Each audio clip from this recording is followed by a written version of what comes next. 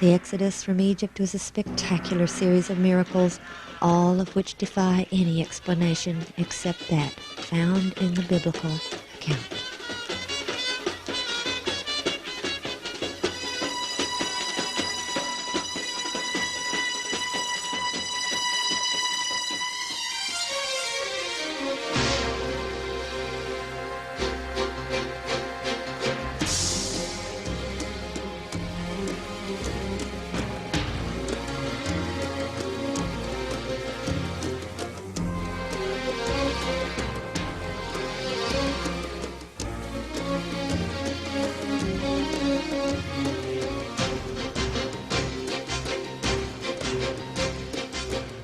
The story of the Exodus conjures up visions of ancient Egypt in all its glory.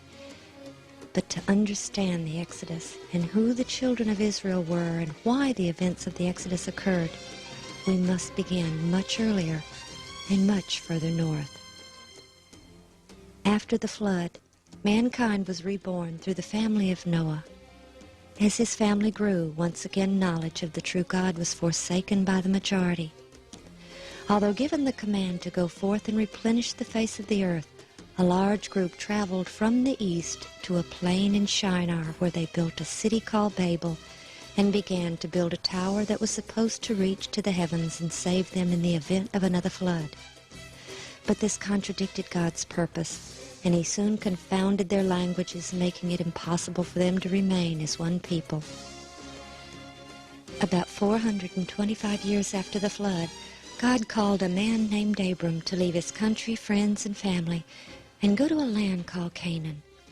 Because of his faithfulness to the true God while the world around him fast fell to idolatry, the Lord made Abram a promise. I will make of thee a great nation, and I will bless thee, and make thy name great, and thou shalt be a blessing. And I will bless them that bless thee, and curse him that curseth thee. And in thee shall all families of the earth be blessed. Abram lived in Ur of the Chaldees.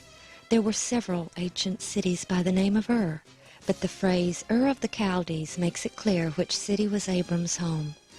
The Urartuans worshipped a group of gods whom they called the Chaldees. Near Lake Van, several inscriptions have been found, one of which mentions 63 gods followed by 16 goddesses. One inscription states, "This is the spoil of the cities which I obtained for the people of Chaldees in 1 year." Ur today is called Urfa, and was in the plain of Shinar, where the great apostasy of Noah's family had fully bloomed into profound paganism. Abram's family had remained near Babel when the other groups had left the region. When he received the command to leave for Canaan, Abram gathered his family and left Ur of the Chaldees to go into the land of Canaan. And they came unto Haran and dwelt there. Ancient Haran, where they stopped and stayed until Abram's father died, still bears its ancient name and is located just 19 miles down the Balak River from ancient Ur. Further evidence of Abram, later called Abraham, in this region is the presence of the names of other members of his family, all still preserved within a radius of about 25 miles. His great-grandfather, Serug's, name is preserved in the town of Suruk, about 22 miles west of Haran. And between Haran and Urfa is Til-Terahi, which means the ruin of Terah, who was Abraham's father. And of course Haran was the name of Abram's brother, who was the father of Lot. Slowly at first, in Canaan Abraham's family grew. His son Isaac bore 2 sons, Jacob and Esau. It was Jacob who would inherit the position of patriarch at Isaac's death, and it was his sons and grandsons who would one day formally become the nation called Israel. Among the 12 sons of Jacob, one was especially favored by him, Joseph. And unwisely Jacob showed his favor by bestowing upon the boy a special coat of many colors, which caused great jealousy among the other sons. Their jealousy was made even greater by the dreams that Joseph had and shared with his family, dreams which indicated that he would one day occupy a position of great authority and that the others would bow down unto him. One day when his older brothers were tending the flocks in Shechem, Jacob sent Joseph to see if all was well with them. When Joseph approached them from afar, the brothers' jealousy caused them to plot Joseph's death. Only his brother Reuben saved the 17-year-old's life by insisting that they not kill him, but instead cast him into a pit. Stripping him of his special coat, they did so, and when a company of Ishmaelites taking spices and balm to Egypt approached, they decided to sell their brother as a common slave to these men for 20 pieces of silver. But in spite of the horrendous betrayal and ordeal this young man suffered, Joseph remained faithful to the God of his fathers and became a shining light in a land of darkness. He accepted his life in this foreign land among a heathen nation and became a trusted servant to a high-ranking official of the Pharaoh. Then Joseph was falsely accused of a terrible crime and was imprisoned. When all hope must have appeared lost, he was summoned to interpret the Pharaoh's dreams. The interpretation of those dreams by Joseph had warned of an impending 7-year famine, which was to follow a 7-year period of plenty. Deeply impressed by the young man, Pharaoh asked Joseph's advice on what to do to avert a great nationwide calamity, and because of the wisdom displayed in his reply, the Pharaoh appointed him to collect the grain and prepare for the famine. So grateful was the Pharaoh to Joseph and his God that he appointed Joseph to a position second only to the Pharaoh. "Thou shalt be over my house, and according unto thy word shall all my people be ruled. Only in the throne will I be greater than thou." And it was through the obedience of Joseph that a special haven for the descendants of Abraham was provided. During the famine, Joseph's brothers came to Egypt to get grain. There, Joseph recognized his brothers whom he had long ago forgiven. After he had tested them, he revealed his identity to the shocked and fearful sons of Jacob. When they realized Joseph intended no harm to them in spite of their grievous deed, they obeyed Joseph's command that they bring their father and entire family to Egypt. During the famine, Joseph had bought all the land of Egypt for the Pharaoh except for land grants made to the various priests, and allowed the people to live on the land and return 1/5 of their increase to the king. When Jacob's family arrived, the Pharaoh honored Joseph by bestowing upon them the right to live in the best of the land of Egypt, the land of Goshen, which was the beautiful and fertile Nile Delta.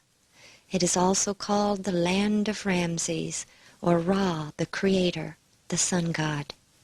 And it was here that God's chosen people would grow and thrive, from the 70 souls who came with Jacob until they became a great multitude. Though many have claimed there is no evidence of the story of Joseph in ancient Egypt, on an island just below the first cataract of the Nile, an ancient inscription written around the 4th century B.C. was found which claimed to be a copy of a document written by Pharaoh Djoser more than 1,000 years earlier. It is the story of a land grant made by the Pharaoh to the priests of the god Num. It tells of 7 years of famine and 7 years of plenty, how Pharaoh had a dream and consulted his chancellor for help. It contains most elements of the 7 years of famine and 7 years of plenty story, although they were corrupted in this account written over 1,000 years after the event took place. But most importantly, the priests who wrote this inscription were relying upon the land grants made by this Pharaoh to justify their claim to some land. They were not writing what they believed was an ancient myth. They obviously believed the land grants made by Pharaoh Djoser to still be valid and of enough authority to still be in effect well over 1,000 years later. And Joseph bought all the land of Egypt for Pharaoh. Only the land of the priests bought he not, for the priests had a portion assigned them of Pharaoh. Ancient Egyptian records list Djoser as the 16th Pharaoh of Egypt, and historians have classified him with the so-called Third Dynasty.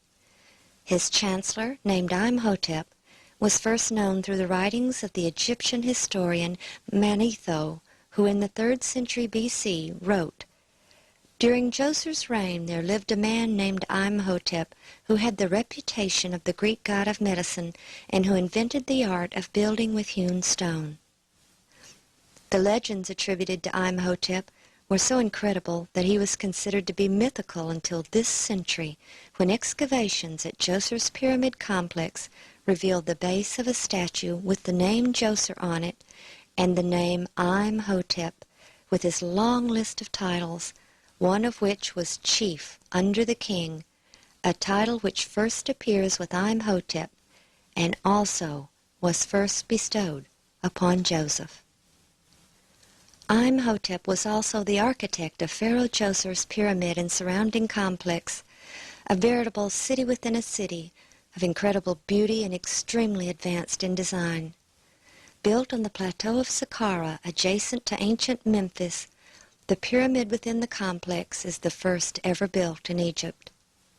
Ron Wyatt spent a great deal of time here searching for evidence which might shed light on the biblical account.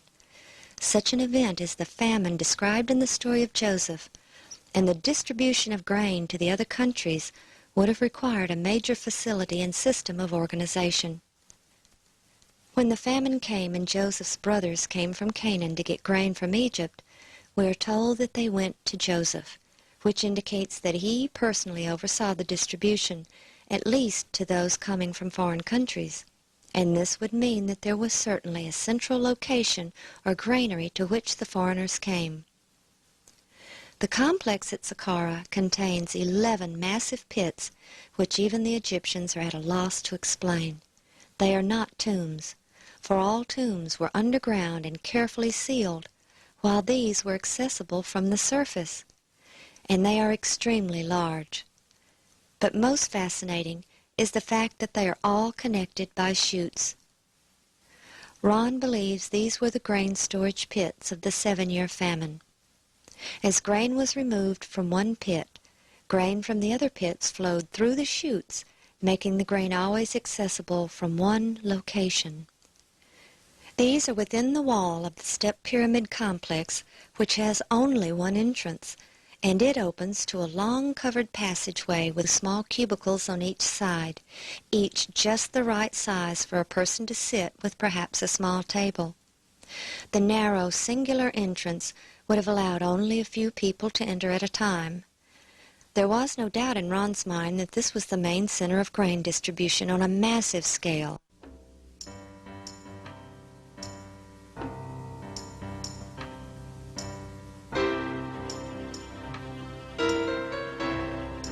When they arrived to get their grain, the people lined up to enter the long corridor. Once inside, they paid one of the cashiers in one of the cubicles for the amount of grain they wished to purchase. After payment was made, perhaps they were given a sack for grain, which reflected the amount of their payment.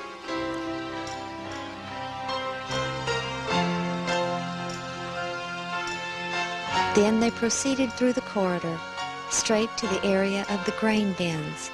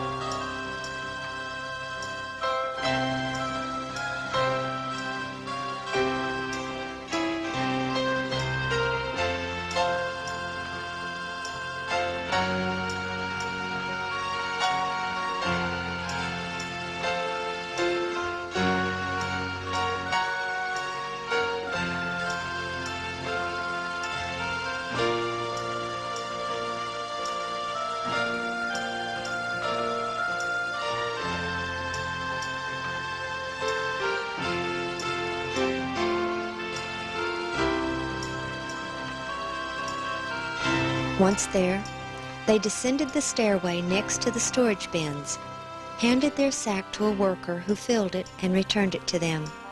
Then they exited through a small door on the lower level, which led to the outside of the complex.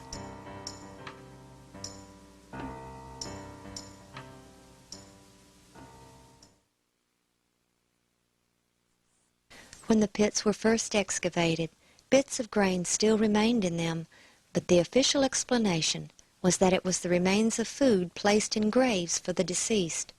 However, as we mentioned, these bear no resemblance to any ancient Egyptian tombs, but they do bear a marked resemblance to pits identified as grain storage bins in other ancient civilizations.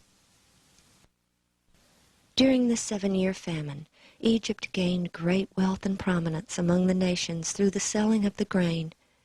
The Egyptians who lived in their cities along the Nile had little to do during the famine, since they had a 7-year supply of grain to rely on and were able to devote their time to the building projects of the Pharaoh, not as slaves, but as grateful subjects. The family of Jacob, who lived in the delta, separate from the native population, prospered and grew, exempt from the 1/5 taxation levied on the native population. From the time Jacob's family came to Egypt until the birth of Moses was about 180 years. Many pharaohs had come and gone, many ruling contemporaneously with others in different regions, but until now all recognized the rights granted to the people of Israel to live in the land of Ramses. But that was about to change. Exodus 1:8. There arose up a new king over Egypt, which knew not Joseph. Israel had remained a separate race from the Egyptians, and had grown and prospered to such an extent that they were viewed as a potential enemy nation right in the midst of Egypt. But the Pharaoh didn't want to banish the Israelites because they were skilled craftsmen, adding great wealth to the nation. By oppressing them with the bondage of hard labor, he sought to subdue them and crush their spirit. When this failed, the king then sought to decrease their number by issuing a decree that every Hebrew male born alive was to be cast into the river and drowned. It was at this time that Moses was born, and hid by his mother in an ark of bulrushes, placed in the river, and rescued by the Pharaoh's own daughter. Raised as the Pharaoh's grandson, he was considered part of the royal family, but his loyalties remained with his own people. When Moses killed an Egyptian for smiting a fellow Hebrew, he incurred the wrath of his adopted grandfather, the Pharaoh, and he fled Egypt to Midian. There he married the daughter of Jethro, the priest of Midian, a worshiper of the true Creator. 40 years later, he was called of God at the burning bush to lead his now enslaved people out of Egypt. The rest of the story is well known, but the apparent lack of any evidence has led scholars to either doubt the truth of the entire story, to try to downplay the events and explain them in terms of natural science, or explain them as normal events which were blown out of proportion. Ron Wyatt believed they occurred exactly as the Bible stated. After the final plague, which took the lives of the firstborn throughout all of Egypt, Pharaoh called Moses and said, "Rise up, and get you forth from among the people, both ye and the children of Israel, and go, serve the Lord as you have said, and take your flocks and your herds as you have said, and be gone, and bless me also." With sandaled feet and staff in hand, the people of Israel had stood hushed, awed, yet expectant, awaiting the royal mandate that they should bid them go forth. Before the morning broke, they were on their way. The Israelites had been scattered throughout the empire of Egypt by this time. As slaves, they were bound to go wherever they were told to work for the Pharaoh. But during the plagues, they had all slowly returned to Goshen or Ramses. Exodus 12:37. And the children of Israel journeyed from Ramses to Succoth. They journeyed from the land of Ramses or Goshen and encamped or gathered at Succoth. When the people were given the feast of unleavened bread, God told them, "For in this selfsame day have I brought your armies out of the land of Egypt. Therefore shall ye observe this day in your generations by an ordinance forever." This scripture clearly told Ron that they left Egypt that very day, and that Sukkoth was outside of Egypt proper. Many Egyptologists and scholars agree that the ancient Egyptian frontier fortress, called Tharu or Thaku, was ancient Sukkoth of the Exodus account, as it corresponds linguistically with the Hebrew word. Thaku was the last Egyptian city on the northeastern border, and was where the ancient pharaohs organized their armies as they prepared to go to war to the north and east. It was the only place large enough for several million people with their flocks and herds to be gathered together. And the journey of such a massive group would have been impossible without order, and Ron believed that it was at Sukkoth or Thaku that they were organized for travel. Here their journey began, but where were they going? Moses had asked to take the people 3 days' journey out of the land of Egypt to worship the true God. But by the command of God, Moses knew they would not return. He had been in Midian when he had seen the burning bush and had been called by the Lord to deliver his people out of bondage. And though he had been told he would lead them to the promised land, they were first to come to Mount Sinai, for God had told him, Exodus 3:12, "This shall be a token unto thee that I have sent thee. When thou hast brought forth the people out of Egypt, ye shall serve God upon this mountain." Many scholars agreed that Midian was in the northwest sector of present-day Saudi Arabia, but they somehow missed the fact that Mount Sinai was also in Midian. So, from Sukkoth, they set out for Midian and Mount Sinai. But the direct route, which would take them directly east, since they had to go around the eastern finger of the Red Sea, was too dangerous. Exodus 13:17, "And it came to pass, when Pharaoh had let the people go, that God led them not through the way of the land of the Philistines, although that was near. For God said, Lest peradventure the people repent when they see war, and they return to Egypt." The Philistines lived along the coasts. Ancient records show peaceful relations between the Philistines and Egypt at this time, but had they encountered the Israelites, they would have regarded them as escaping slaves and captured them to return them to Egypt. Therefore, God led the people about through the way of the wilderness of the Red Sea. Throughout known history, the desolate peninsula located between the two fingers of the Red Sea has remained uninhabited except for small, isolated groups of Bedouin. The ancient Egyptians operated mines there, but the conditions for life were so terrible that one official left a stele behind telling of his experiences there. Quote, "The highlands are hot in the summer, and the mountains brand the skin." And this desolate and forbidding region, nestled between the two fingers of the northern end of the Red Sea, was quite reasonably called in the biblical account the wilderness of the Red Sea. Instead of taking the people across the flat northern plain, Moses led them through the more mountainous region where they were protected by the mountains. At the end of 3 days, when the Israelites continued their journey, instead of returning in the direction of Egypt, spies and lookouts flashed signals across the mountains. Exodus 14:5, "And it was told the king of Egypt that the people fled." When they arrived at Etham, in the edge of the wilderness, they had almost reached the northern tip of the arm of the Red Sea called the Gulf of Aqaba. But it was here that God had another plan for his people. "And the Lord spake unto Moses, saying, Speak unto the children of Israel, that they turn and encamp before Pi-hahiroth, between Migdol and the sea, over against Baal-zephon. Before it shall ye encamp by the sea. For Pharaoh will say of the children of Israel, They are entangled in the land, the wilderness hath shut them in." Had they continued their present course, they would have soon reached safety. But instead they turned south and entered into a massive group of mountains that were without escape. The winding 18-mile-long canyon, today called Wadi Watir, twisted towards the seashore, at times less than 100 feet wide. It constantly looked like a dead end up ahead, But as they continued their journey, the mountains would seem to open up as they approached. Pharaoh knew the area and felt confident when he stated, "They are entangled in the land, the wilderness hath shut them in."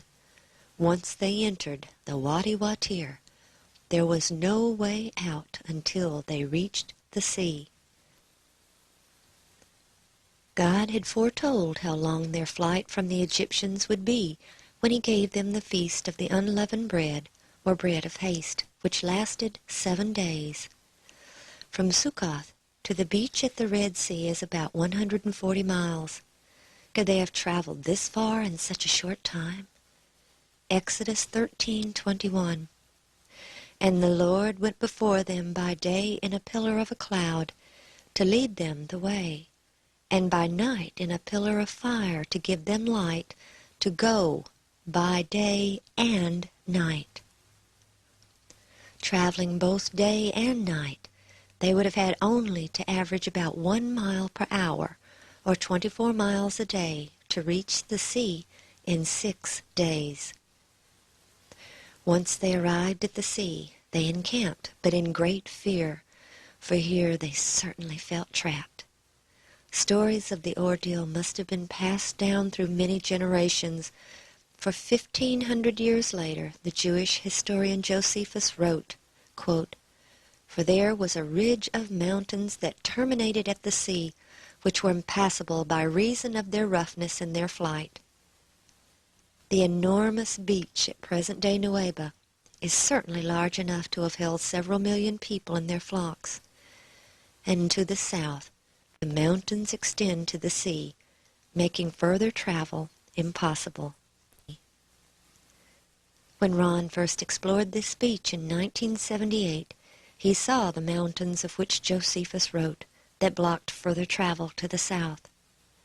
To the north he found the very ancient remains of an old Egyptian fortress, most likely built as an outpost for troops assigned to protect the Egyptian mine workers in the region from attacks from the north. The old structure remained in use for many, many years, as it had been repaired many times. Ron believes this was Pi-Hahiroth. Many people believe that the parting of the Red Sea could only have occurred at a place where it is relatively shallow. Perhaps that is why most people believe it took place at the Gulf of Suez, which is quite shallow compared to the Gulf of Aqaba, which in some places is 5,000 feet deep. It is also about 8 miles across from the beach at Nueva. The few bathymetric maps Ron was able to find showed that the depths from the Nueva beach to the opposite shore reached a maximum of about 900 feet, gently sloping, while on each side there were sheer drops to about 5,000 feet. There certainly appeared to be an underwater path which could have been traveled with the water removed. When Ron and the boys first came to Nueva, they went to the south end of the beach. There Ron found a Phoenician-style column lying in the sand near the water's edge. Examining it, he saw that there were no inscriptions still legible. Water erosion had damaged it beyond any repair. At that time, the Sinai was being occupied by the Israelis, and they were in the process of using dynamite to level part of the mountains that reached the Gulf in order to drive their tanks along the coast. Ron pointed out the fallen column to an army officer, and the next time he returned, he found they had moved it back from the beach and set it in concrete. He would later learn the significance of that lone column.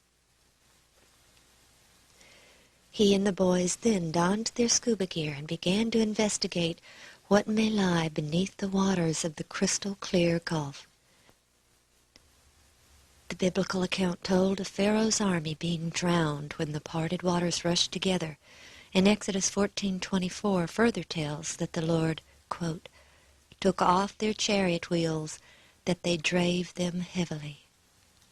On the first dive, Ron found chariot wheels preserved by the coral which had attached to it.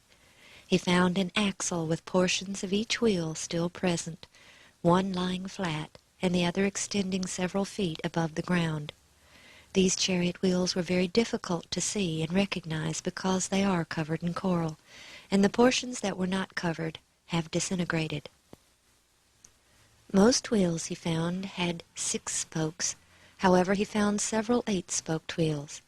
He removed this one and took it to Nassif Hassan, who was then head of antiquities in Cairo. With no hesitation, he told Ron it was from the 18th dynasty. Thinking his answer a bit quick and perhaps too casual, Ron inquired how he could make such an identification upon first sight. Mr. Hassan explained that the ancient Egyptians only used the 8-spoked wheel at one time in all their history, during the 18th dynasty. In February of 1988, he found this gold 4-spoked chariot wheel in the same general area.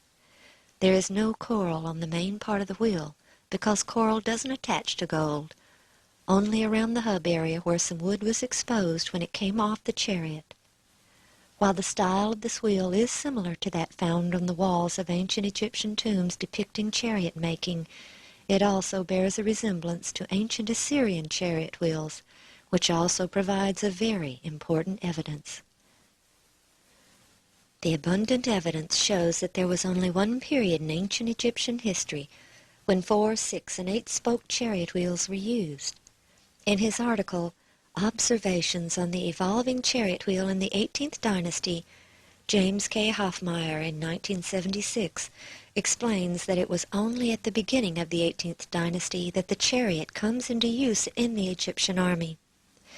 He also relates how it was only during the 18th Dynasty that the 4, 6, and 8-spoked wheels were used, and that monuments can actually be dated by the number of spokes in the wheel. Exodus 14:6. And he made ready his chariot, and took his people with him. And he took 600 chosen chariots, and all the chariots of Egypt, and captains over every one of them. The Pharaoh took with him every chariot in Egypt, his own, his captains who headed the divisions, and a group called his chosen chariots, which seemed to be in addition to his regular army. There is an inscription of Ramses Meriamun that tells that he had an army of 20,000 troops, which was divided into 4 divisions. This implies that each division consisted of 5,000 troops. But many times the Pharaoh took more than just soldiers into battle. The priesthood and the military were closely associated. The Egyptian government was a combination church and state, so to speak. There were many, many gods in ancient Egypt, but the ultimate god was the one represented as the sun and known throughout the various times as Amun, Aten, and Ra or Re, among other names. It was this ultimate god that the Pharaoh was considered the earthly embodiment of. The divisions of the army were named after the gods. For example, the first army, that of Amun, the army of Ra, the army of Ta, and the army of Sutek. When the army set out to war, elaborate ceremonies were performed at the temples, asking the various gods to give them victory over their foes. Then, booty that was gained as a result of victories was dedicated to the priesthood and temples of the deities. All military victories were directly attributed to the favor of the gods.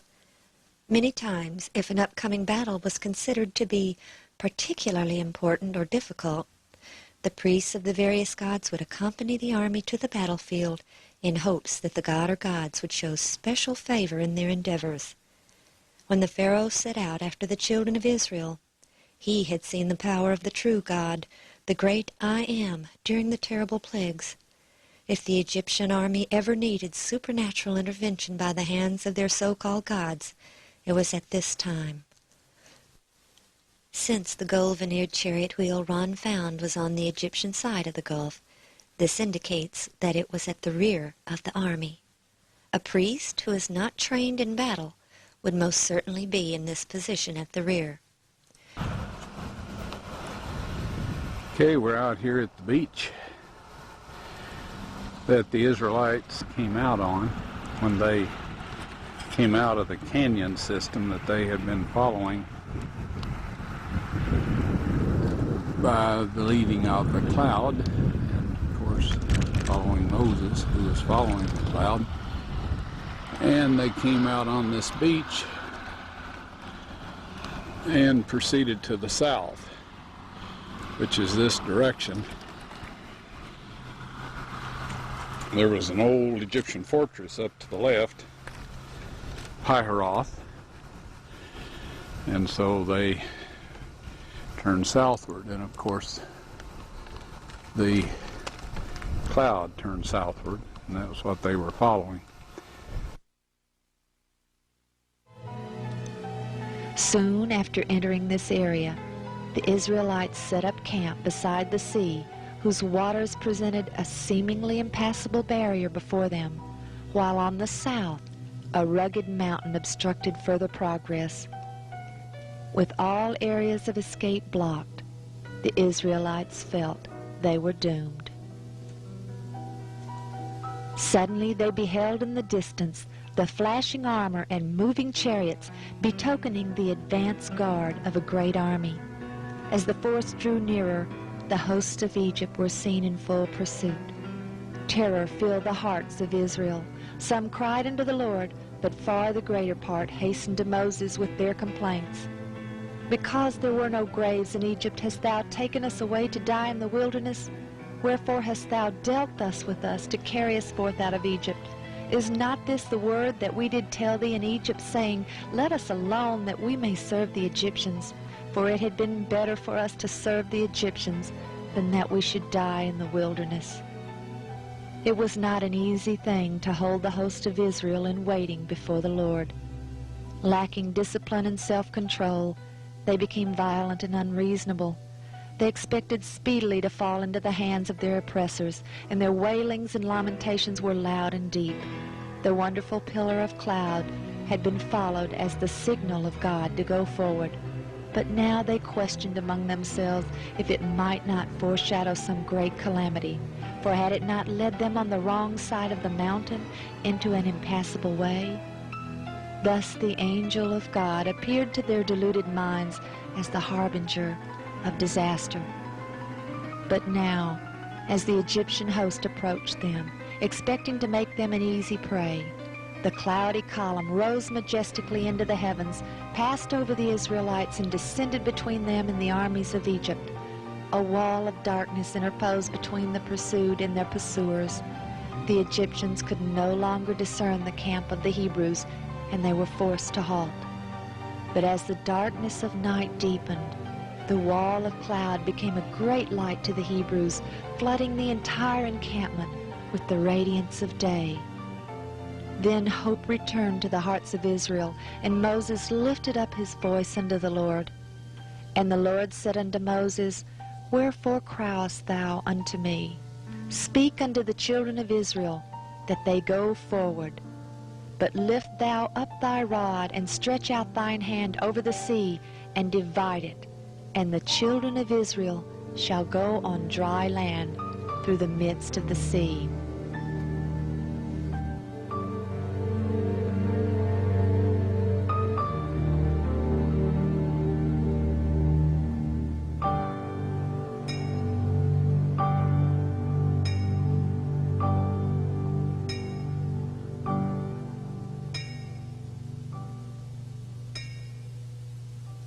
From the Red Sea, the great multitude continued their journey, which would take them to Mount Sinai.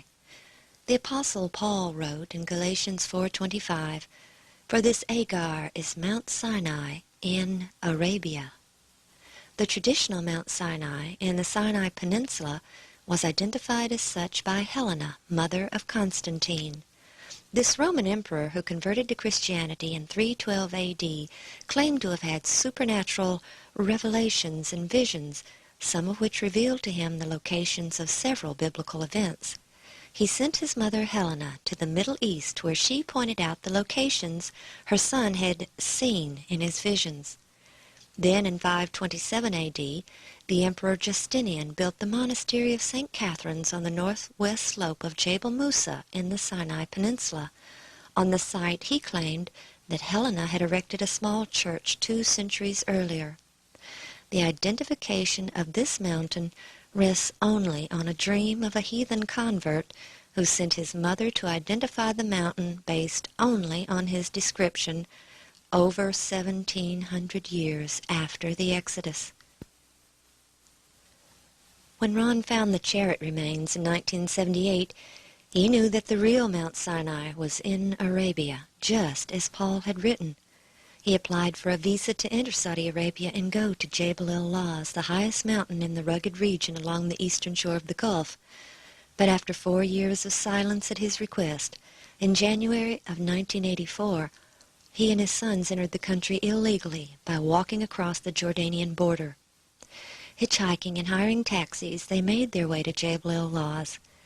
There, Ron saw enough evidence to know he had the right mountain, but his excitement was soon dampened when a Bedouin in a pickup truck hastily drove up and told their driver they had to leave immediately for the border. When they arrived at the border, they were arrested. The charge, espionage for the State of Israel. Over and over, Ron explained why he was there, and late one afternoon they took him in a helicopter and told him to show them where he believed the great multitude crossed the sea. He directed them to the beach directly opposite Nuweiba, where he could clearly see from the air. They landed, and close to the helicopter was a Phoenician-style column, still standing, with inscriptions in archaic Hebrew. The Saudis made numerous photos, chattering excitedly, and Ron explained that he believed it was erected in ancient times to mark the crossing site, and told them that he had found an identical one on the opposite shore, whose inscriptions had been eroded away since it had fallen in the surf. That column probably saved Ron and the boys' lives. It was the shred of evidence that gave his story credence. But it was 78 days before they were cleared of the bogus charges, which Ron later learned were phoned into the Saudi embassy by an acquaintance who had once worked with him on several projects. 3 weary Americans came home Monday night. Ronald Wyatt and his sons Daniel and Ronald Jr. returned to Nashville at the end of an amateur archaeology expedition that landed them in a Saudi Arabian jail. They entered Saudi Arabia illegally, searching for the site of the biblical Mount Sinai. Ronald Wyatt and his sons are with us in the studios of our Nashville affiliate WTVF to tell us all about it. Gentlemen, good morning. Morning. Good morning. Mr. Wyatt, you there in the middle, and Yes. your sons on either side. Why did you, I didn't know that Mount Sinai was in Saudi Arabian territory. Why did you think it was? We found some chariot parts that looked like the chariots found in King Tut's tomb in the Gulf of Aqaba, west of this Jabal el-Lawz. We found these at depths from 60 feet out to 200 feet and over a stretch of about 1.5 miles. And we believe that that was the crossing site. And so in the biblical narrative, they arrived at Mount Sinai after crossing the Red Sea. The language in the Bible indicates that they stayed in a mountain, enclosed in a mountain. So an aerial map showed that this Jabal el-Lawz had a large valley enclosed in the rim of an ancient volcano. There's about 5,000 acres in there. We felt this was the place. And in Exodus 24:4 and in Leviticus 6:28, 11:33, and 15:12, it tells of some artifacts that were to be found. There was to be 12 pillars of stone and an altar and some pottery. And so this is why we looked at that particular mountain. Now, I know that you applied for a visa for about 4 years. It's very difficult to get into Saudi Arabia, and they turned you down, but then you decided to make a quick, and let's ask Daniel this, we'll give him a chance to talk, a quick jump across the border in Jordan and go in illegally. Did you think you could get in and out without being caught? I don't know. It It seemed kind of risky to me, yeah. I didn't think it sounded too easy. Ronald Jr., why do you think they let you go, finally? I'm not real sure. I guess they just found out that we weren't spies as they thought we were. They thought you were Israeli spies, right? Yeah, that's what we hear. Any torture, kind of interrogation? No, they just separated us and made sure our stories matched. Yes. During the interrogation period, we were interrogated by 3 separate groups, the Coast Guard and then the local General Investigating Group and then from the ministry. And the Coast Guard interrogation was a very frightening experience for people that we're totally inexperienced with spies and intrigue and all of this. Are you going to go back? We're not going back without the proper papers. The Wyatts, thank you very much for joining us from Nashville this morning. Welcome back. Thank you. Thank you. It's nice to be back. The Coast Guard is in charge of customs, and they were the ones that arrested us.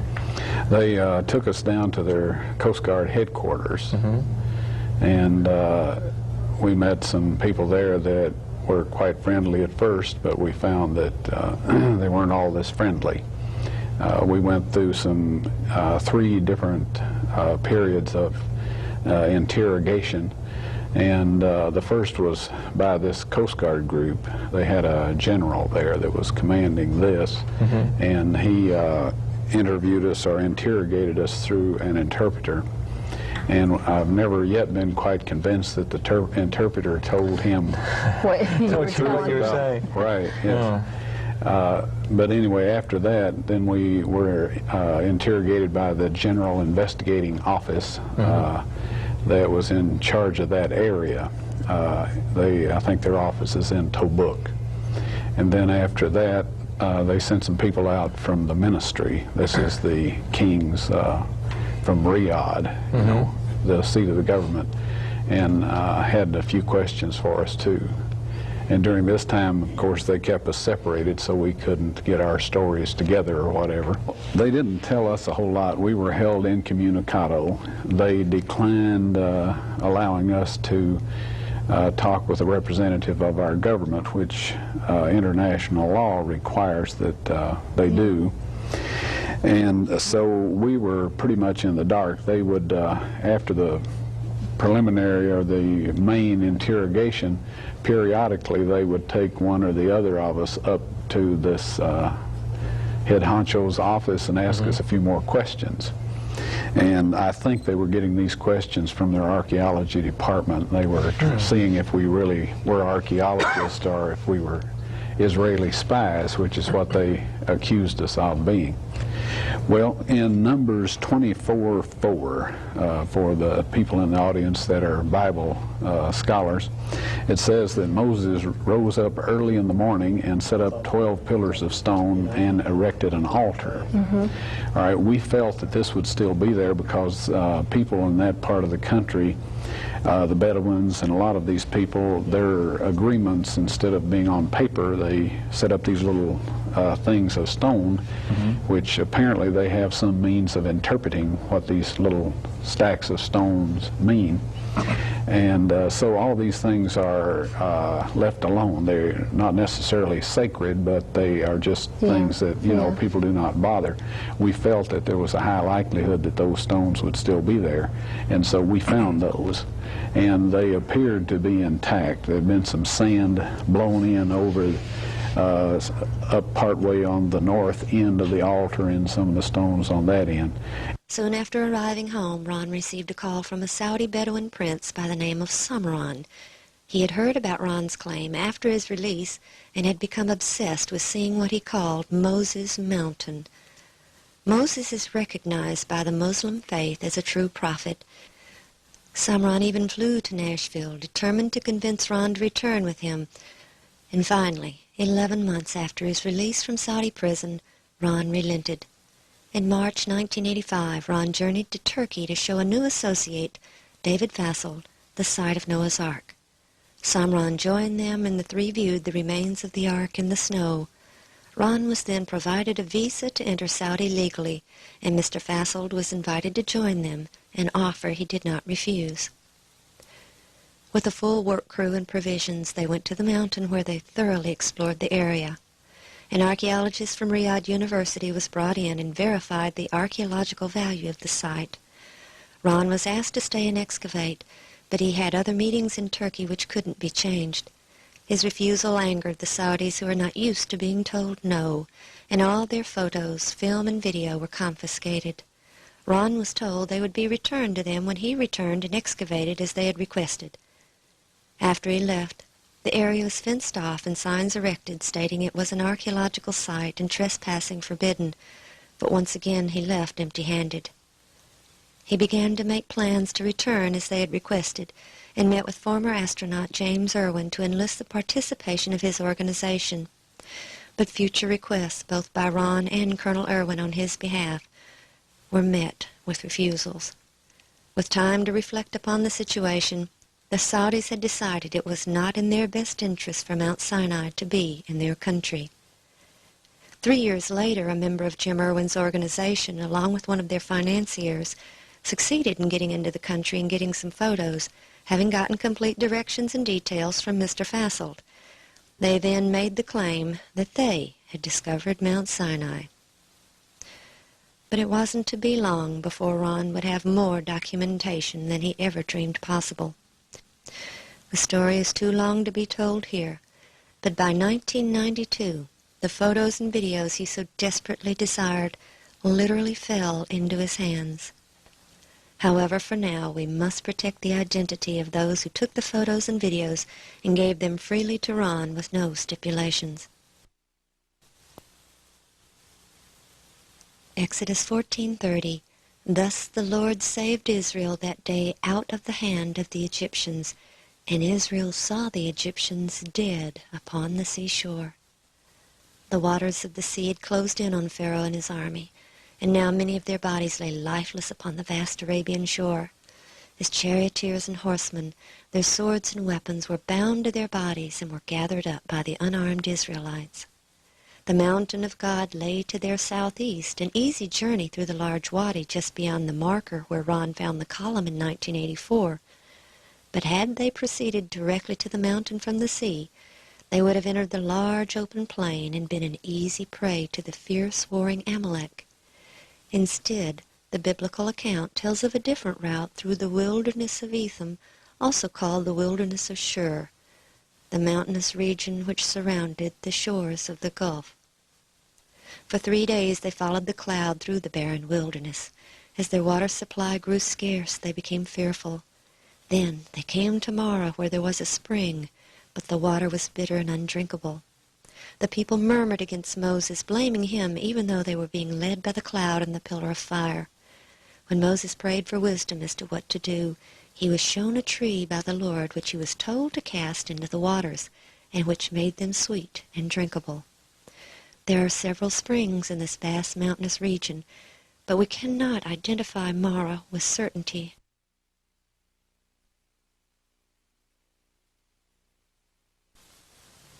Their next stop was Elim, where there were 12 wells of water and 70 palm trees.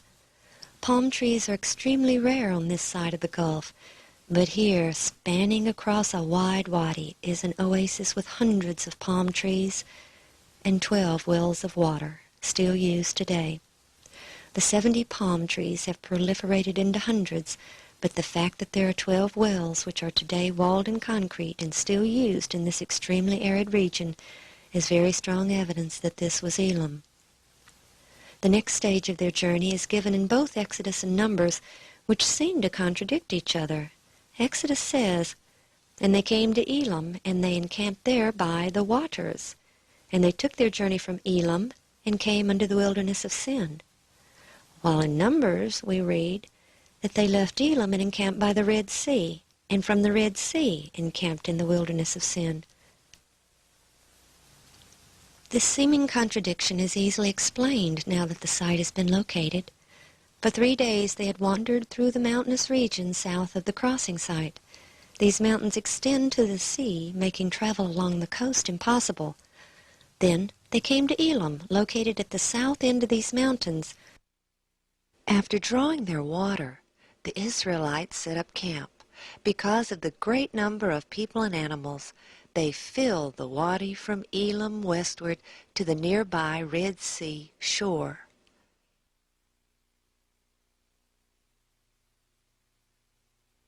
The wilderness of Sin between Elim and Sinai is a large barren plain nestled between the mountains along the sea and the mountain range which contains Mount Sinai. Southeast of Elim is Al-Bad, the largest oasis in the region and the home of Moses' father-in-law, Jethro. Down through the ages until this very day, local traditions abound about Jethro and Moses in Al-Bad. It was in this wilderness of sin that the multitude again murmured against Moses and Aaron for bringing them into this barren desert to die of hunger. And it was here that the Lord first gave them manna, which appeared every day except for the Sabbath. In the south portion of the plain, they retained some protection against the attack of the fierce Amalek, because the mountains along the sea and the longest arm of the Jabal Allah's range extend toward one another, forming a limited barrier to the north. But when they journeyed through the mountain pass, they were fully exposed. And here the cloud turned and led them east into the foothills on the western side of the great mountain range. Here they had limited protection within the hilly region. Exodus 17:1, And all the congregation of the children of Israel journeyed from the wilderness of sin after their journeys, according to the commandment of the Lord, and pitched in Rephidim, and there was no water for the people to drink. And once again the people became greatly upset with Moses. And Moses cried unto the Lord, saying, What shall I do unto this people? They be almost ready to stone me. And the Lord said unto Moses, Go on before the people, and take with thee of the elders of Israel, and thy rod wherewith thou smotest the river. Take in thy hand, and go. Behold, I will stand before thee there upon the rock in Horeb, and thou shalt smite the rock, and there shall come water out of it, that the people may drink. And Moses did so in the sight of the elders of Israel. Visible for many miles around, this large rock, about 6 stories in height, stands atop this hill over 100 feet above the plain. With the elders looking on, Moses climbed atop the rocky hill to the standing boulder and struck it with his staff. From within the wall of the crack, large streams of water flowed out into the plain. The channels this water cut into the rock is still visible between the large crack, and the direction of the water flow can be seen in the channels cut into the earth. The rock of the hill upon which the boulder still sits displays signs of water erosion. Then came Amalek and fought with Israel in Rephidim. Since the multitude was hidden only in the foothills as they traveled to Rephidim, the Amalek may have seen the cloudy pillar by day and fire by night, which may not have been visible while they traveled through the mountainous region. In Deuteronomy 25:18, Moses recounts the attack and how the Amalek, quote, met thee by the way, and smote the hindmost of thee, all that were feeble behind thee, when thou wast faint and weary. Though a surprise attack from the rear, their position seemed to have afforded them some strategic advantage, for they were able to organize an army and go to battle the next day, armed with the weapons of the drowned Egyptians. And Moses said unto Joshua, Choose us out men, and go out, fight with the Amalek tomorrow. I will stand on the top of the hill with the rod of God in mine hand. And it came to pass, when Moses held up his hand, that Israel prevailed, and when he let down his hand, Amalek prevailed. But Moses' hands were heavy, and they took a stone and put it under him, and he sat thereon. And Aaron and Hur stayed up his hands, the one on the one side, and the other on the other side, and his hands were steady until the going down of the sun. And Joshua discomfited Amalek and his people with the edge of the sword. After the battle, Moses built an altar to the Lord just a few hundred yards from the rock which brought forth the streams of water, and he called the name of it Jehovah Nissi. Rephidim means plains, and the flat land amid the foothills of the mountain range consists of thousands of acres, more than enough room for the great multitude to have camped, and for a great battle to have taken place. They had entered this wilderness of sin exactly 1 month after they had left Egypt, and would reach the encampment at Mount Sinai exactly 2 months after leaving Egypt. This indicates that they spent possibly up to 3 weeks here, and the area is abundant with evidences of their stay. These plains are littered with the remnants of ancient structures such as these round hut circles. Though no one knows their exact function, it appears that a large center stone held up a tent, while smaller stones were placed along the edge of the tent to secure it. This would provide protection for a sleeping family from any wild animals, as well as from their own flocks.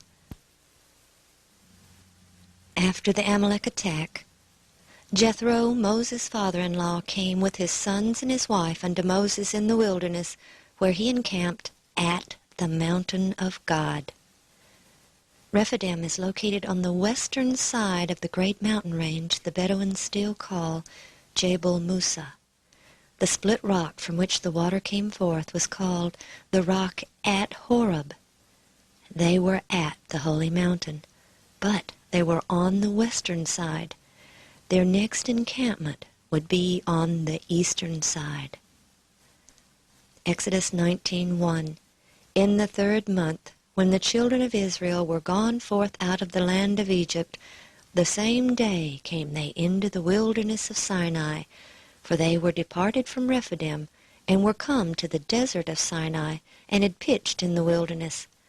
And there Israel camped before the mount. From Rephidim they continued their journey around the mountain range, first going north, then circling around to the east and south. As they entered the foothills on the eastern side, the rocky cliffs rose hundreds of feet on either side. Sandstone mountains were soon replaced by towering granite cliffs which rose to greater heights around them. Finally, they entered a massive plain surrounded by granite walls, which can be seen in this satellite photo. The cloud which was leading them stopped, and they gazed upon the lofty peak of Mount Sinai. Here was to be their home for almost a year. This was not an arbitrary stop along the route to Canaan. The people had nearly lost all true knowledge of God while under the influence of heathen Egypt. Had God not intervened, all knowledge may have been lost. When called by God to lead the people out of Egypt, Moses had asked, "When I shall come unto the children of Israel, and shall say unto them, The God of your fathers hath sent me unto you, and they shall say to me, What is his name? What shall I say unto them?"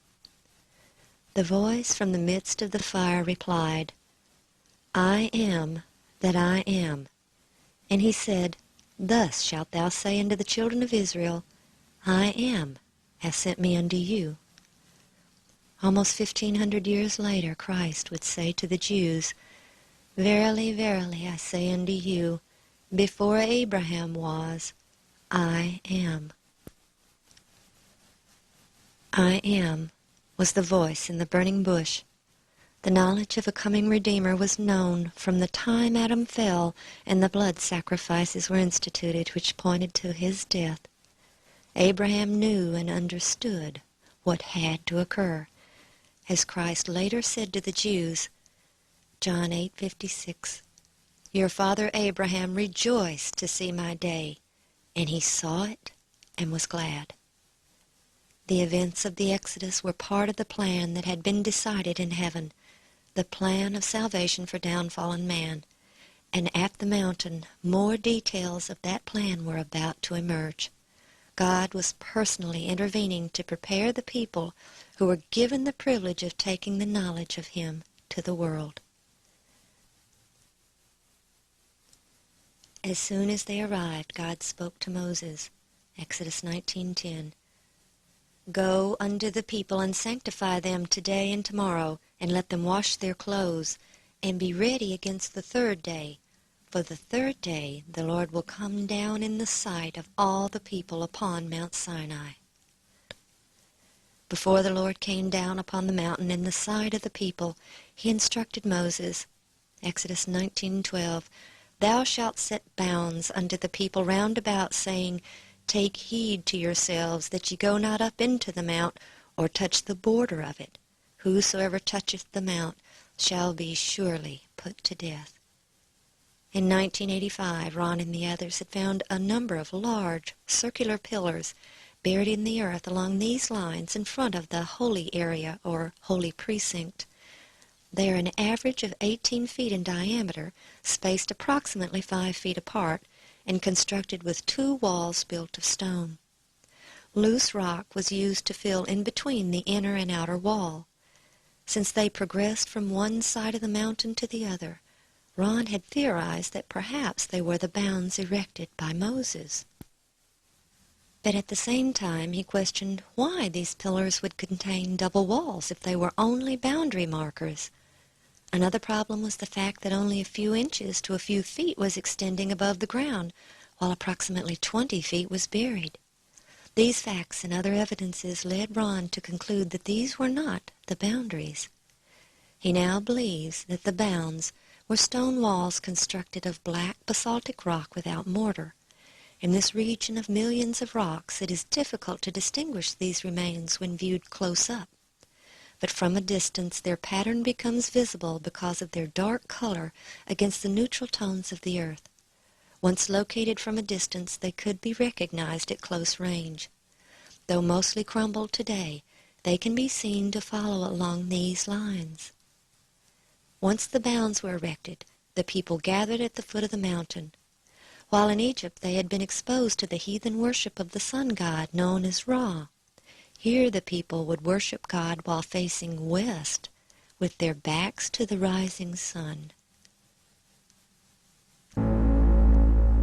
And it came to pass on the third day in the morning that there were thunders and lightnings and a thick cloud upon the mount, and the voice of the trumpet exceeding loud, so that all the people that was in the camp trembled. And Moses brought forth the people out of the camp to meet with God, and they stood at the nether part of the mount. And Mount Sinai was altogether on a smoke, because the Lord descended upon it in fire, and the smoke thereof ascended as the smoke of a furnace, and the whole mount quaked greatly. I am the Lord thy God, which have brought thee out of the land of Egypt, out of the house of bondage. Thou shalt have no other gods before me. Thou shalt not make unto thee any graven image, or any likeness of anything that is in heaven above, or that is in the earth beneath, or that is in the water under the earth.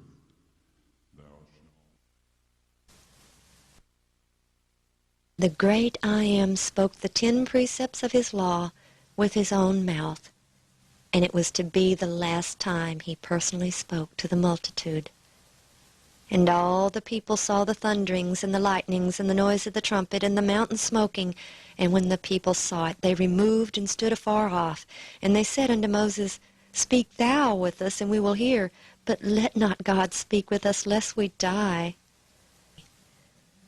No man could see God and live. Therefore he veiled his presence in the cloud and smoke, and he descended to the earth upon the mountain of Sinai. For the Lord thy God is a consuming fire.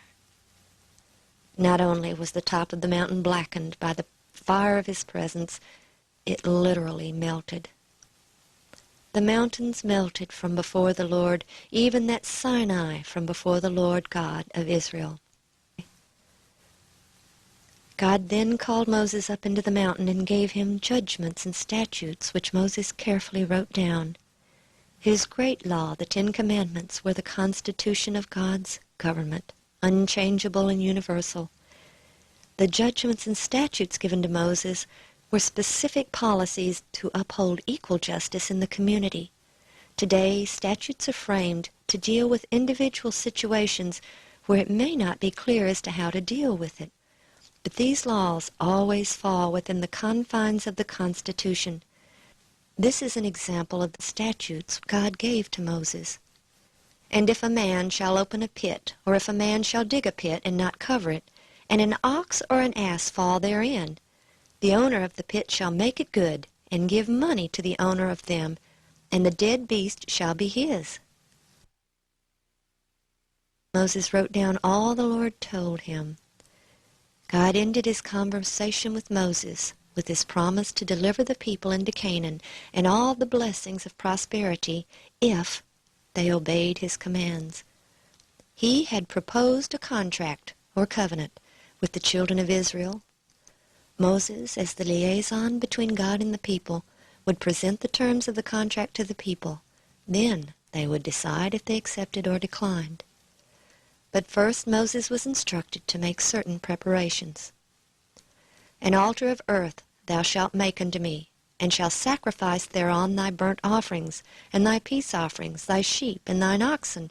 In all places where I record my name, I will come unto thee, and I will bless thee. And if thou wilt make me an altar of stone, thou shalt not build it of hewn stone. For if thou lift up thy tool upon it, thou hast polluted it. Neither shalt thou go up by steps unto mine altar, that thy nakedness be not discovered thereon.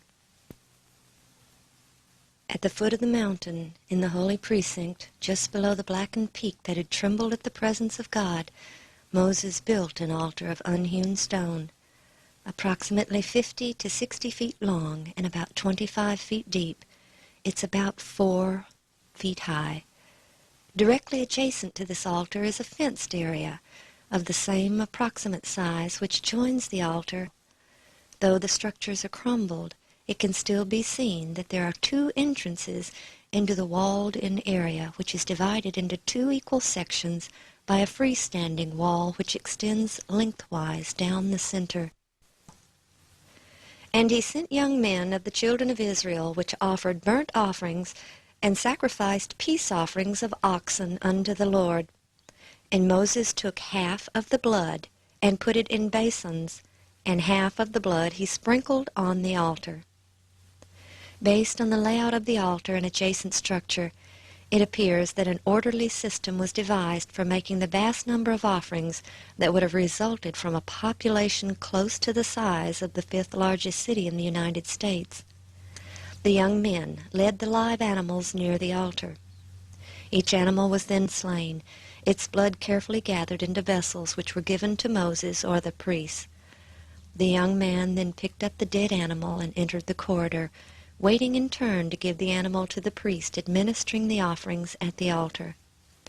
This done, he then turned and left by the other corridor, exiting at the doorway. Beside the altar, Moses erected 12 pillars according to the 12 tribes of Israel. From Abraham, then Jacob, down through the ages, this practice of setting up pillars to commemorate agreements continued. As late as 1886, the Apache warrior Geronimo surrendered himself and his band of warriors to the United States Army after reaching an agreement that they would be allowed to live with their families. When the agreement was concluded with General Miles, Geronimo set up a large stone on a blanket as a witness to their treaty. When the treaty was broken by General Miles, Geronimo stated that their treaty was to have been in effect until the stone crumbled. Of the 12 pillars, only a few are still standing. The others lay scattered throughout the holy precinct, probably the result of earthquake activity in the region.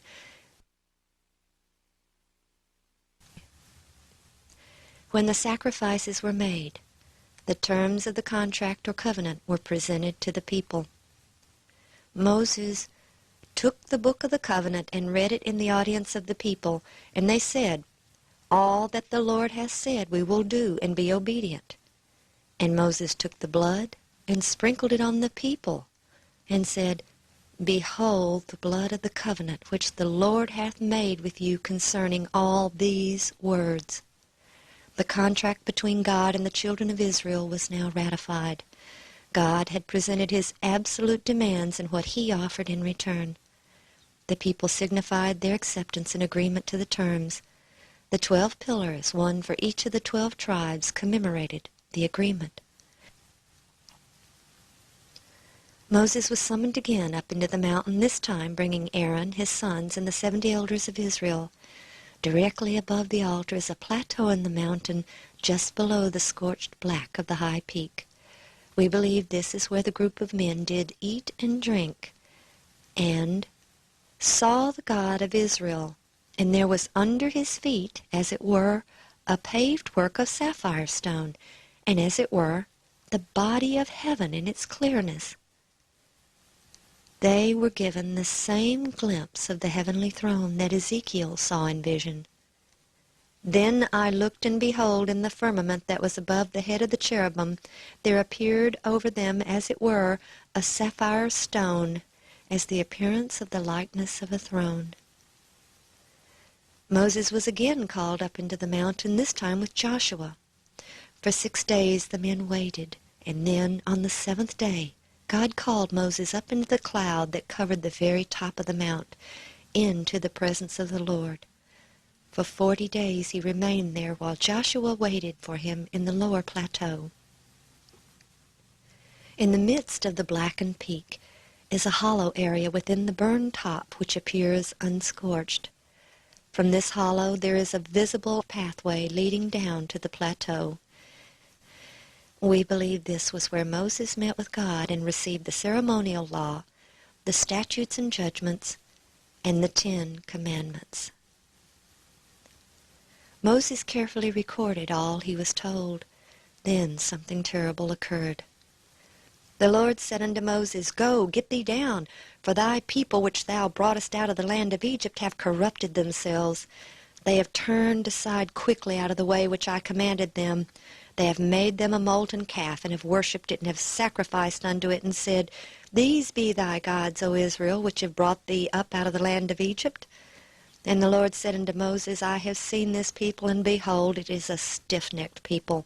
Now therefore let me alone, that my wrath may wax hot against them, and that I may consume them, and I will make of thee a great nation. Moses pleaded with God for his people, that he not destroy them, and finally God accepted his plea on their behalf.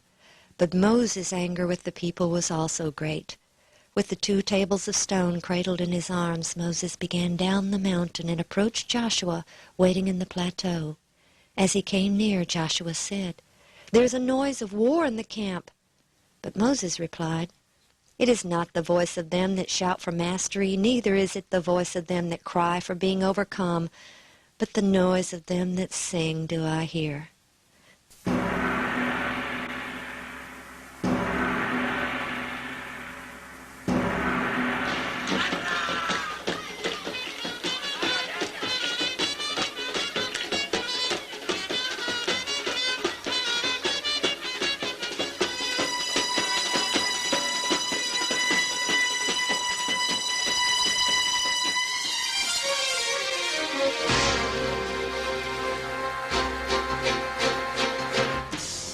And it came to pass, as soon as he came nigh unto the camp, that he saw the calf and the dancing, and Moses' anger waxed hot, and he cast the tables out of his hand, and brake them beneath the mount. While Moses had been in the mountain, judicial authority had been given to Aaron. Since Moses was gone so long, the people returned to their old superstitions and demanded an image to represent God. The Egyptian cow gods of Hathor and Apis were selected, and a golden calf was made, in direct contradiction to the commandment of God that they were not to make any graven image or any likeness of anything that is in heaven above, or that is in the earth beneath, or that is in the water under the earth. The altar to the golden calf was visible to Moses and Joshua as they descended the mount. Located about 2 kilometers from the altar at the foot of Mount Sinai, it still contains the images carved into the rock, depicting the Egyptian Apis bull and Hathor the cow goddess. These images made the greatest of impressions upon the Saudi archaeologist in 1985, who told Ron that nowhere else in Saudi Arabia are these found. They are distinctly ancient Egyptian. When Ron climbed upon these boulders, still wet with the morning dew, the top of the large boulder sitting horizontally across the top caught his eye. When he wiped away the dew, he saw tiny flecks of gold dust embedded in the top of the rock, which had a smooth indentation along the surface, like something had been ground on it, causing it to wear down the surface. Moses had taken the calf which ye made, and burned it with fire, and stamped it, and ground it very small, even until it was as small as dust. And I cast the dust thereof into the brook that descended out of the mount. The evidence suggests that Moses ground the golden calf to dust on the altar itself. Then, gathering the powdery dust, he put it in the brook that descended out of the mount. Looking down from the plateau, the path of the stream can be clearly seen, although no water flows there today. The evidence indicates that the water from the mountain stream flowed into the lake, and around the lake they built a large system of wells. The wells extended to the bedrock along the stream and around the edge of the lake, with only a few feet extending above the ground. As the water flowed towards the lake, it soaked into the dry, rocky earth down to the bedrock. Then it seeped through the rock walls of the wells and continually filled them to the level of the lake. The double walls of the well, filled with smaller rock in between, acted as a filter and purified the water. Stone walls built of black stone not only lined the bounds around the mountain edges, they also followed along the banks of the stream extending into the holy precinct. Each day as the people came to draw water, they were constantly in view of the magnificent Mount Sinai, which surely impressed them with the knowledge that they were totally dependent upon the Lord for their precious water. There was only one way to enter the holy area. That was through the narrow strip of land between the border of the mountain and the lake on the north end. Even today, this is the only means by which the area can be entered without one having to scale the steep rocky walls of the dry lake bed. The white columns glistening in the sun that had caught Ron's eye just before he was arrested in January of 1984 still lie scattered near the altar. While there in 1985, Ron was told that the white marble shrine that had once been there had been disassembled and taken to Hegel years earlier and used in the construction of a mosque. Only the broken and small pieces had been left behind. But Ron found one piece that contained an inscription in archaic Hebrew. Knowing that he wouldn't be allowed to remove it, he quietly buried it, but he made note of the inscription, which he later had translated. The inscription, though incomplete, was very similar to that one on the column on the beach, and contained Solomon's name, Mizraim, or Egypt, and Moses, which indicated to Ron that Solomon had also erected these items to commemorate the great event of the Exodus. And the Lord said unto Moses, Hew thee 2 tables of stone like unto the first, and I will write upon these tables the words that were in the first tablets, which thou breakest. For 40 days and nights Moses again stayed atop the mountain, and the Lord wrote the 10 Commandments, this time on the stones Moses had prepared. When he returned to the camp with the tables of stone, his face glowed with supernatural light, and the people were afraid to come near him. So he veiled his face and gathered the congregation to tell them all that God had told them. Let them make me a sanctuary that I may dwell among them, according to all that I show thee, after the pattern of the tabernacle, and the pattern of all the instruments thereof, even so shall ye make it.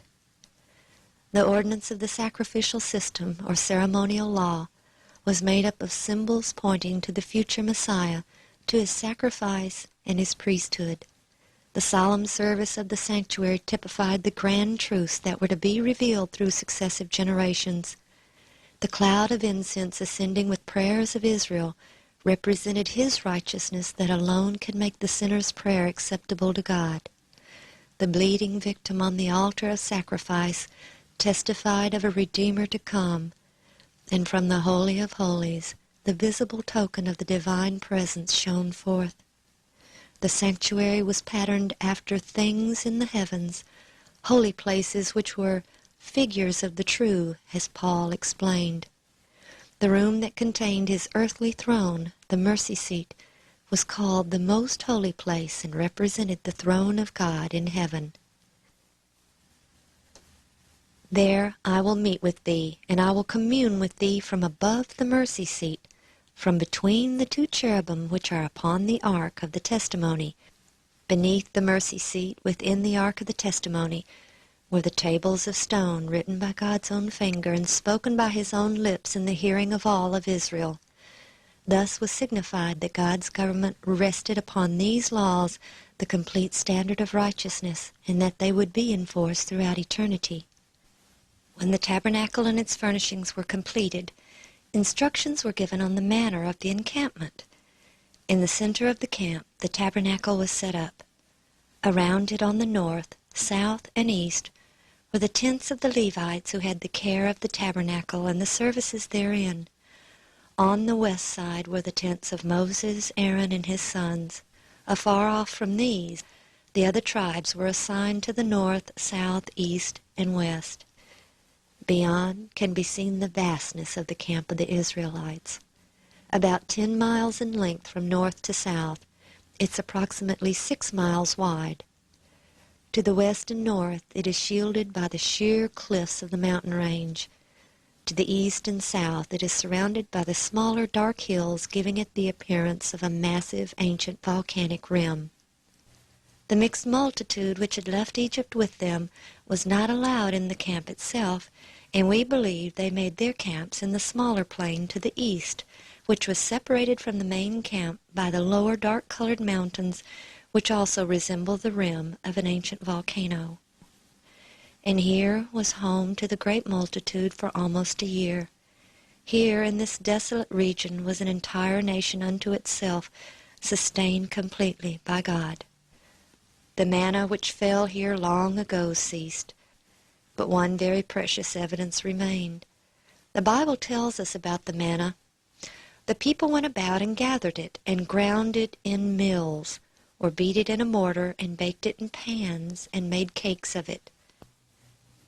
The broken millstone that was found in the camp did not belong to any of the handful of Bedouin who still roam through the area today. Their diet consists largely of dates, figs, camel's milk, and camel's meat. There is no grain here, no wheat, no corn. There is nothing to grind. But over 3,000 years ago, a whole nation of people daily ground manna in mills, and one of those broken millstones was left behind. After all the wonderful miracles God wrought in the deliverance of his people, when they left Mount Sinai and came to the border of the promised land, because of their lack of faith, God did not lead them in. Instead, they were doomed to wander for 40 years in the wilderness. Only 2 men who had left Egypt entered the land of Canaan, Joshua and Caleb. Why has God revealed these evidences today, after almost 3,500 years? Paul wrote in 1 Corinthians 10:11, "These things happened to them for ensamples, and they are written for our admonition, upon whom the ends of the world are come." Today we are at the border of the promised land, not the Canaan of old, but the city which hath foundation, whose builder and maker is God. Will we enter? Blessed are they that do his commandments, that they may have right to the tree of life, and may enter in through the gates into the city.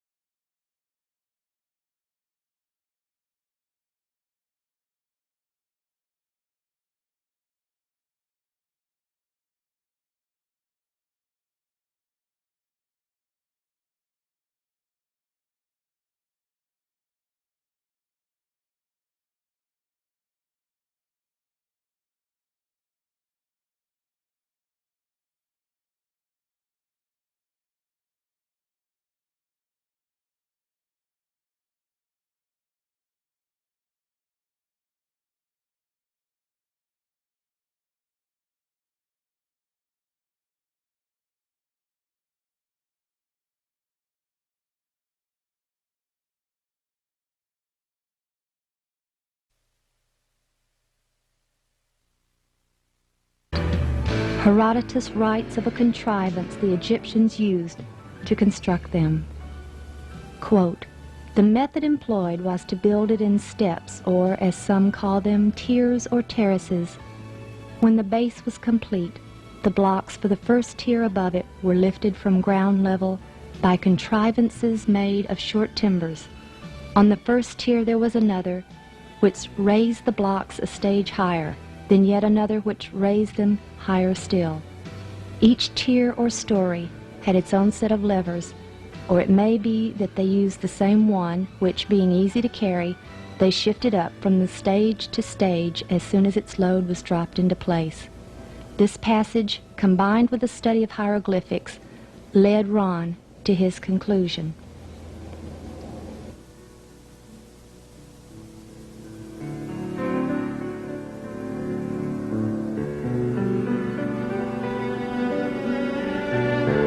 Allowed to construct one of these machines on a pyramid, he demonstrated to the head of the Department of Antiquities in Cairo, Nasif Mohammed Hassan, its operation. Mr. Hassan then showed Ron some pieces of wood they had stored, which they had believed were parts of a boat. But when they tried to assemble them, they couldn't. So they simply placed them in storage. As they examined these pieces, they now knew what they were.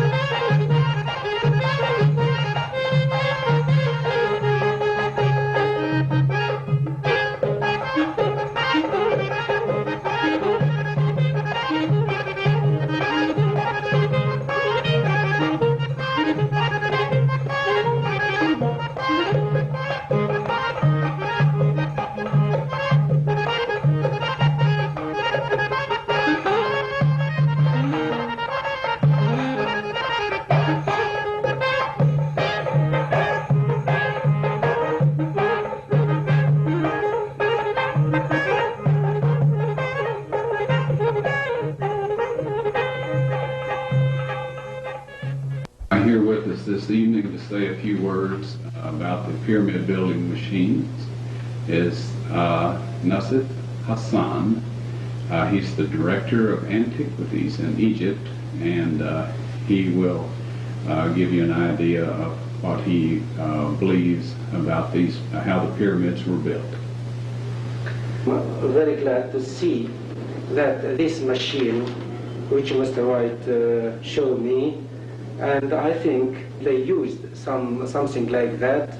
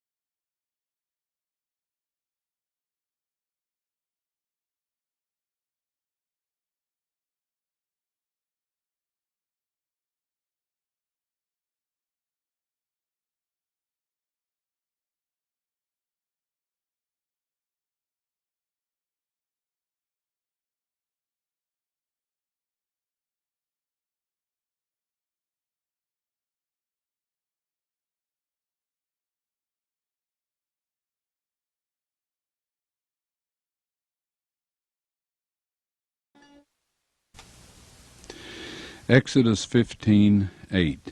And with the blast of thy nostrils the waters were gathered together. The floods stood upright as an heap, and the depths were congealed in the heart of the sea.